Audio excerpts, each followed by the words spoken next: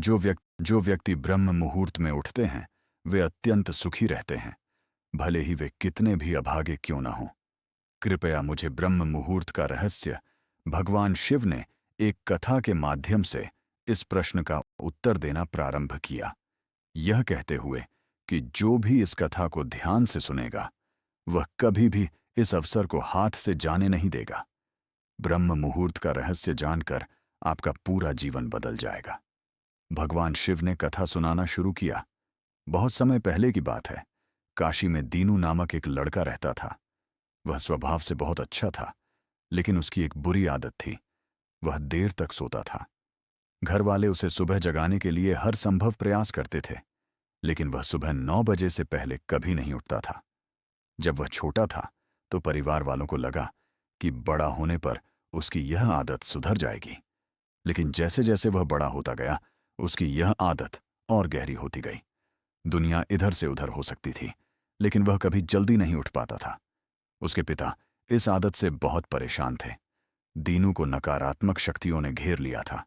वह सभी को पलटकर जवाब देता था और दिन भर उदास रहता था।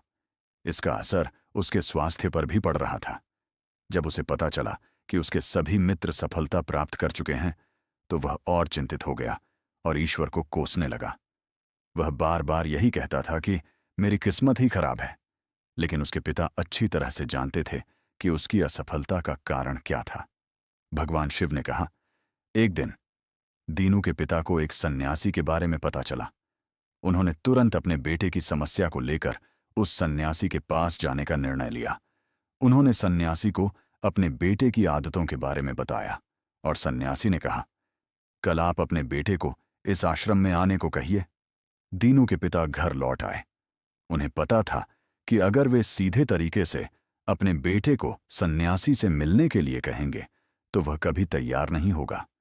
उन्होंने अपने बेटे को पास बुलाया और कहा, तुम्हारे सभी मित्र जीवन में सफलता प्राप्त कर चुके हैं, क्या तुम सफल नहीं होना चाहते हो? लड़के ने उत्तर दिया, जरूर पिताजी, परंतु जब भी मैं अपने मित्रों से उनकी सफलता का रहस्य पूछता हूं तो वे मुझे कुछ नहीं बताते हैं। भगवान शिव ने कहा। तब उसके पिता ने कहा, मुझे यह रहस्य पता चल गया है कि वे सभी क्यों सफल होते जा रहे हैं। तब उस लड़के ने बड़ी उत्सुकता से पूछा, क्या पता चल गया है पिताजी? कृपया करके आप मुझे बताइए। उसके पिता ने कहा, कल सुबह तुम्हें एक सन्यासी के आश्रम में जाकर उनसे मिलना है। यदि तुम वहां पर समय से पहुंच गए तो वह सन्यासी तुम्हें ऐसा मंत्र बताएंगे जिससे तुम सफल हो जाओगे। लड़के ने कहा, पिताजी, मैं कल पूरी रात जागता रहूंगा और सुबह सन्यासी से मिलकर आऊंगा। उसके पिता ने कहा, ठीक है, तुम वहां जाकर उस सन्यासी की आज्ञा का पालन करना। पिता की बात सुनकर वह लड़का बहुत खुश हुआ। जीवन में पहली बार वह रात भर जागता रहा, परंतु थोड़े ही समय में उसे नींद आ गई और वह सो गया। अगली सुबह जब वह उठा तो उसे पता चला कि सन्यासी से मिलने का समय समाप्त हो चुका था। उसके पिता ने लड़के की तरफ देखा और कहा, तुम जीवन में कभी सफल नहीं हो पाओगे, जाओ और जाकर सो जाओ। पिता की यह बात सुनकर उस लड़के को बहुत दुख हुआ। उसने मन ही मन स्वयं को चुनौती दी कि कल सुबह वह सन्यासी से मिलने अवश्य जाएगा। उसने अपने पैर में एक छोटा सा घाव बना लिया, जिससे दर्द के कारण उसे रात भर नींद नहीं आई। भगवान शिव ने कहा, देवी, यह ऐसा पहला अवसर था जब उसने अपने जीवन में पहली बार सूर्योदय देखा था। वह तुरंत ही तैयार होकर सन्यासी से मिलने के लिए चला गया। आज उसका अनुभव कुछ अलग ही था। वह बेहद शांत महसूस कर रहा था। चलते चलते वह लड़का जैसे ही सन्यासी के आश्रम में पहुंचा तो वहां पर उसने देखा कि सन्यासी और उसके सभी शिष्य ध्यान लगाकर बैठे हुए थे।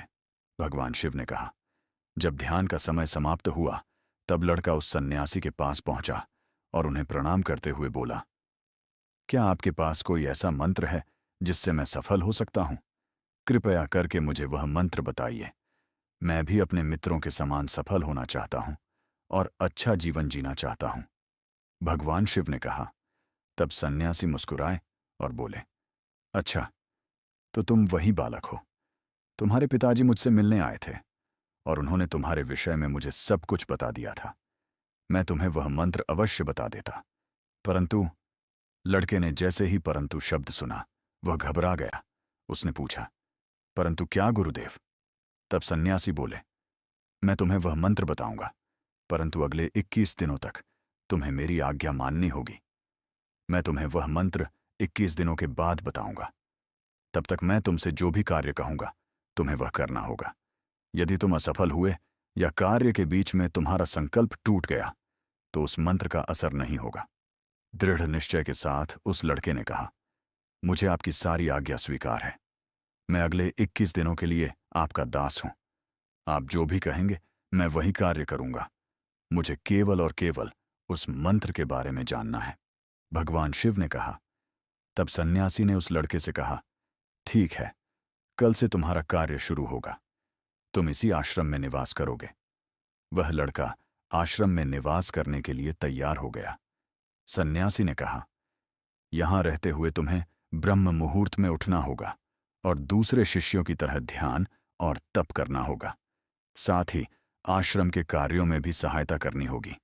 ध्यान रहे, यह संकल्प टूटना नहीं चाहिए। भगवान शिव ने कहा। अब लड़का सन्यासी की बात से सहमत हो गया और अगले दिन से उसके कार्य के दिन की शुरुआत थी। इस बार उसने दृढ़ निश्चय किया, परंतु 1 सप्ताह बीतने के पश्चात ही उसका संकल्प टूट गया और वह 8वें दिन देर तक सोता रहा।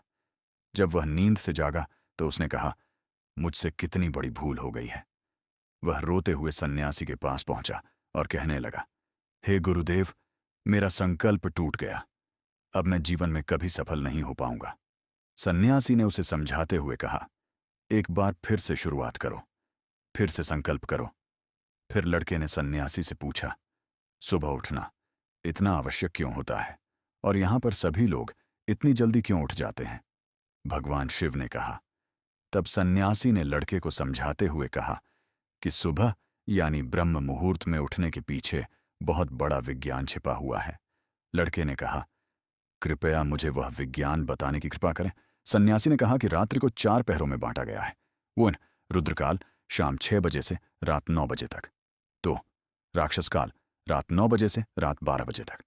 3 गंधर्व काल रात 12 बजे से सुबह 3 बजे तक। 4 मनोहर काल ब्रह्म मुहूर्त भोर 3 बजे से सुबह 6 बजे तक। यह वह समय होता है जब पूरे संसार की नकारात्मक शक्तियां निष्क्रिय अवस्था में होती हैं और सकारात्मक शक्तियां सक्रिय होती हैं। ब्रह्म मुहूर्त का अर्थ देवताओं का समय होता है। भगवान शिव ने कहा। वह सन्यासी आगे कहते हैं कि इस समय देवता धरती पर विचरण कर रहे होते हैं और जागृत मनुष्य पर उनका बड़ा ही सकारात्मक प्रभाव पड़ता है। ब्रह्म मुहूर्त ऐसा समय होता है जिसमें मनुष्य का मस्तिष्क बिल्कुल खाली होता है, जिसमें किसी प्रकार के कोई विचार नहीं होते हैं। और जब इस समय व्यक्ति अपनी पुस्तक खोलकर पाठ का अध्ययन करते हैं तो उन्हें सब कुछ जल्दी जल्दी याद भी होता है और यह लंबे समय तक याद रहता है। यह ऐसा समय है जिसमें हम ज्ञान को समझने का प्रयास करते हैं। इस कारण आश्रम के सभी शिष्य और संसार में बहुत से ज्ञानी लोग ब्रह्म मुहूर्त में उठ जाते हैं। प्राचीन काल में रोशनी का कोई स्रोत न होने के कारण लोग अपने दिन का समापन सूर्यास्त के साथ और आरंभ सूर्योदय के साथ करते थे। यह एक तरीका है जिससे मानव जीवन प्रकृति के साथ तालमेल बनाकर चलता है। भगवान शिव ने कहा। फिर उस लड़के ने कहा, ठीक है, मैं कल से अपना संकल्प फिर से शुरू करता हूं, परंतु ब्रह्म मुहूर्त में उठकर मुझे क्या क्या करना चाहिए? तब सन्यासी ने कहा, ठीक है, मैं तुम्हें बताता हूं कि ब्रह्म मुहूर्त में क्या करना चाहिए और कैसे करना चाहिए। 1 धरती माता को प्रणाम। सबसे पहले उठकर धरती माता पर पांव रखने से पहले उन्हें प्रणाम करना चाहिए। 2 हथेलियों को देखना और धन्यवाद देना। अपनी दोनों हथेलियों को देखना चाहिए और ईश्वर को धन्यवाद देना चाहिए कि उन्होंने तुम्हें आज का सूर्योदय देखने का अवसर दिया है। 3 नित्य कर्म और स्नान। इसके बाद नित्य कर्म और स्नान करने से शरीर की ही नहीं बल्कि मन की शुद्धता भी बढ़ती है। 4 ध्यान और संकल्प। स्नान करने के पश्चात ध्यान की प्रक्रिया होती है।